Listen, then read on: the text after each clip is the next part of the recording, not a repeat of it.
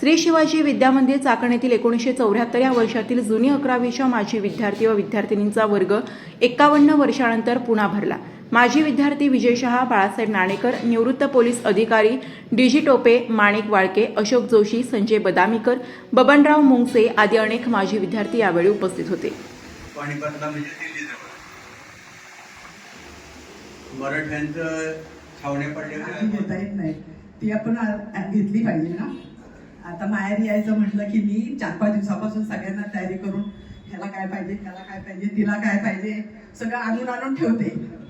मला डेकन एकदा पकडायची पावणे 7ची, मला डेकन पकडायची पावणे 7ची असं म्हणून मी माझी सगळी तयारी करून ठेवली। म्हणून म्हटलं चल आपलं ही मायभूमी आहे, जन्मभूमी आहे, ज्ञानभूमी आहे, तिथे आपल्याला जायला केव्हाही आनंदच होणार। शिवाय आपल्या माहेरचे सगळे आपल्याला भेटणार। अहो माहेरची मुंबईतून जर गाडी दिसली तरी मी हात करते, कोण नाही त्याच्यामध्ये, कोणीच नाही, तरी पण मनाला एवढा आनंद होतो। मग हे इतर स्वतःच्या माहेर याला आनंद वाटणारच आहे ना। त्यासाठी विजूनी प्रत्येक वर्षी जरी ठेवला हा मेळावा तरी आम्ही येत जाऊ, जोपर्यंत आमचे पाय उभे तोपर्यंत आम्ही नक्की येऊ असं मला वाटतं। आणि चाकणमध्ये यायचं म्हटलं की ही चाकण आपली पुण्यनगरी आहे।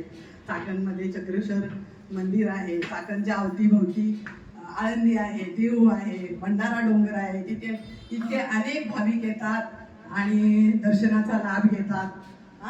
आणि त्यानंतर आपण मग आपल्या माहेरच्या ह्याच्यामध्ये आपण का थांबायचं, आपण आवर्जून गेलं पाहिजे तिथे अशा ठिकाणी, त्यानिमित्ताने तरी आपलं देवाचं दर्शन घडेल असं मला वाटतं, बरोबर ना? असं आहे म्हणून। आणि खूप वेळेस आता मला शुक्ला बहिणी दिसत नाहीये, माझी मैत्रीण मंगल दिसत नाहीये, त्या का नाही आल्या असं माझ्या मनात मगाचपासून प्रश्न येतो। आता खूप दिवस एखादी जर व्यक्ती ग्रुपवर नसेल समजा व्हॉट्सअपवरती, तर कोणीतरी मैत्रिणींनी म्हणा कोणीतरी विचारावं की काय ग बाई तुला काय झाले, का नाही आलीस तू, काय होतंय का, तिला म्हणजे त्या व्यक्तीला खूप आनंद वाटतो ना। त्या तरी त्याची चौकशी तरी करायला हवी ना। बरं ग्रुपमध्ये कधी कोणाला कोण काय बोललं त्याचा ऐकलं